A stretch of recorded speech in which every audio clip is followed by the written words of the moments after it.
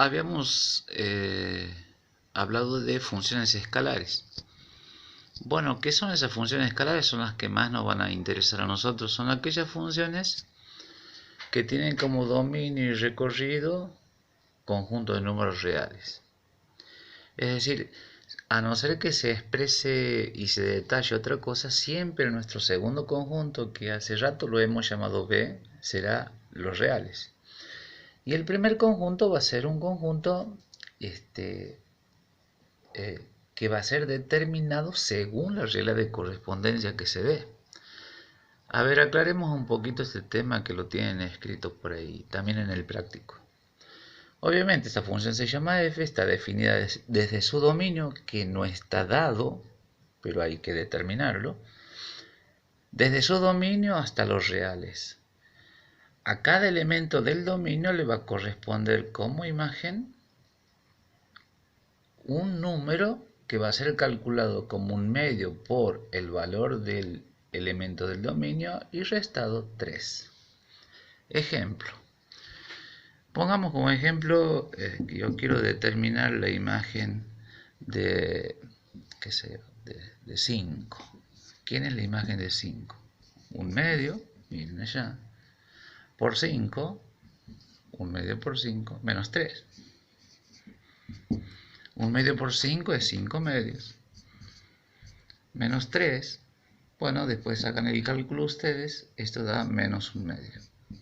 Menos un medio. Es decir, el par 5 menos un medio pertenece a la función f. Pertenece a la función f. Y así voy determinando para cada elemento su imagen. Ahora, si ven la regla de correspondencia, estoy en presencia de una función lineal. ¿Por qué es una función lineal? Y bueno, porque su forma, la forma de la regla de correspondencia, es la forma de la ecuación de la recta. Esa es una de las maneras que tengo para decir que estoy en presencia de una función lineal. Y si ustedes han visto ecuación de la recta, M se llama pendiente de la recta y B se llama ordenada al origen. Ahora bien, se podría graficar esta función, que sería una recta obviamente, utilizando los conceptos de pendiente y de ordenada al origen.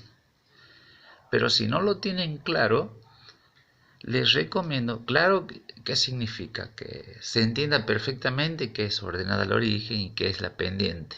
Si no se entiende perfectamente, no vayamos por ese lado. Entonces, ¿qué les recomiendo que hagan si no entienden perfectamente qué es ordenada al origen y qué es pendiente? Les recomiendo que hagan la clásica tabla de valores.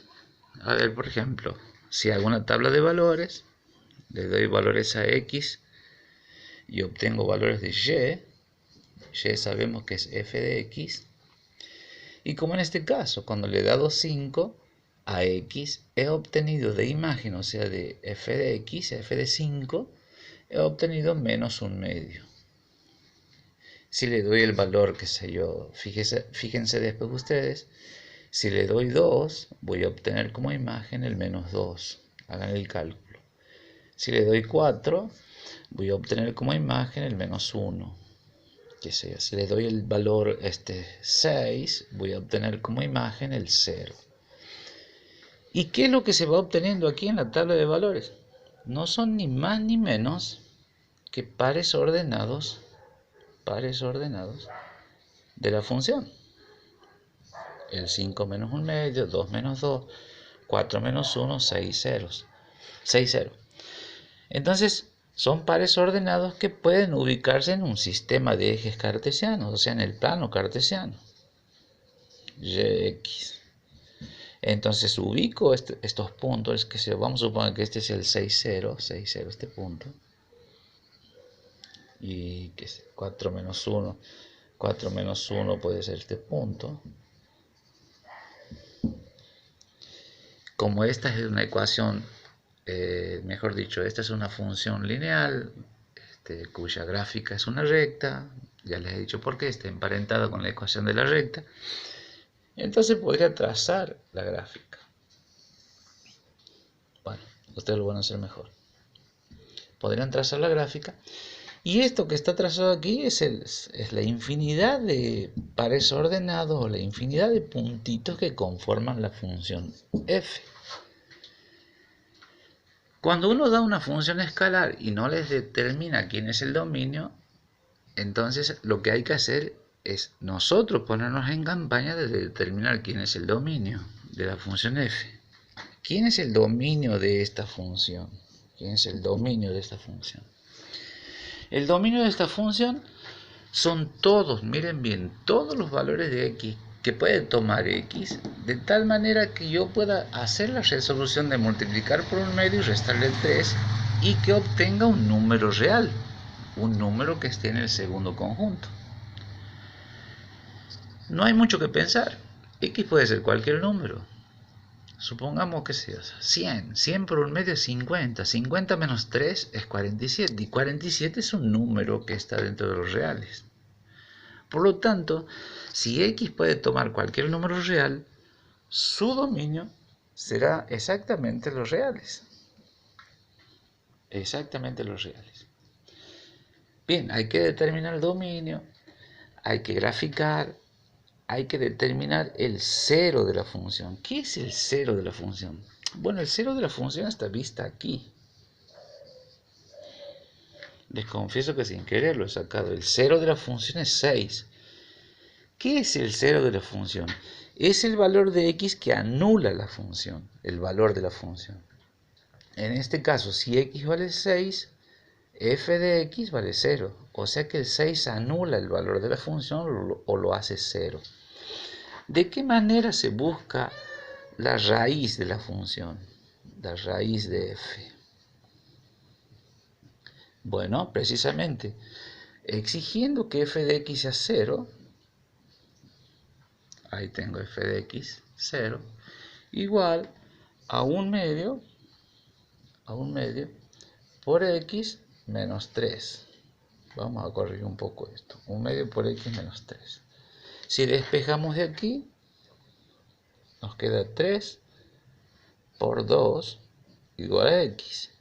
O sea que esto es 6 igual a x. Bueno, lo que teníamos aquí en la tablita. ¿Sí? Entonces, ¿cuál es la raíz de f? 6. ¿Por qué? Porque 6 me hace 0 la función. Entonces, cuando yo busco raíz de una función, a la regla de correspondencia la voy a igualar a 0 y determinar el valor de x. Entonces, ¿cómo grafico? Si no entiendo de ordenado el origen dependiente realmente, voy a hacer una tablita de valores. Lo más sencillo. Ojo que aquello algún día tenemos que tener en cuenta, en algún momento. Hago la tablita de valores, esos pares ordenados que son puntos en el plano, los voy ubicando en el plano y después trazo la gráfica. El dominio les he dicho. Yo me tengo que preguntar qué valores puede tomar x aquí, qué valores reales, digo, si cualquier valor real podría tomar, multiplicarlo por un medio y restarle 3, claro que sí, cualquier valor real. Entonces de esa manera determino el dominio de la función. Surge una pregunta. Ahora, ¿el dominio siempre van a ser los reales? Bueno, no, todo depende de con qué esté trabajando o depende de la regla de correspondencia también, por supuesto. Por ejemplo, en física, si yo tengo una ecuación de velocidad en función del tiempo, y me imagino que la velocidad de un móvil depende de esta ecuación, o sea, sigue esta ecuación, 3 por el tiempo menos 2. Entonces, yo podría decir que el dominio de esta función, que también es una función lineal, el dominio de esta función lineal, o sea que los valores que puede tomar el tiempo tiene que pertenecer necesariamente a un intervalo que va desde 0 a más infinito o a cualquier subintervalo de ese intervalo que acabo de escribir. ¿Por qué? Porque yo cuando comienzo a controlar un móvil, lo comienzo a controlar con el cronómetro en 0, pero nunca comienzo a controlar con un cronómetro en menos 3, creería, no sé. Es decir, El cronómetro en 0 significa que comienzo a hacer el análisis. Muy bien. Claro, también podría controlarlos desde 5 hasta más infinito o desde 5 hasta 10. Entonces los intervalos esos varían. Pero aquí sí no cabe que t tome valores dentro de los reales, porque no puede tomar valores negativos. Bueno, de esa manera entonces yo puedo determinar el dominio de una función que va a depender, ya les he dicho, de la regla de correspondencia o de la situación en que estemos situados y analizando. Ahora, una noción de cómo puedo determinar el recorrido de la función. Fíjense, hay dos formas. Una, que es la menos, la menos estricta, digamos, la menos rigurosa. Si ustedes han prestado atención desde un principio, por ejemplo, un par cualquiera, este punto que es un par ordenado, tiene como primera componente en el eje X y su segunda componente en el eje Y. Y las primeras componentes conforman el dominio. Si ustedes ponen la infinidad de puntos para este lado, todos los elementos, esos primeras componentes, mírenlo, van a cubrir el eje X. O sea que el dominio son los reales.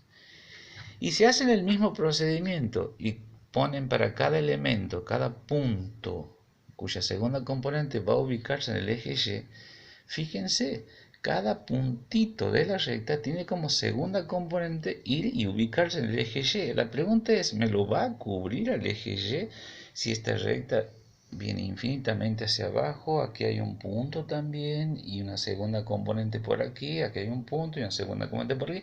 Entonces yo estoy observando que lo va a cubrir completamente al eje Y. Entonces podría decir también aquí que el recorrido de la función son los reales. Bien, porque se observa claramente que las segundas componentes van a cubrir completamente el eje Y, donde realmente se ubican las segundas componentes de la función. Bueno, creo que eso es todo. Si hay algo para agregar, hago un video más. Muy bien.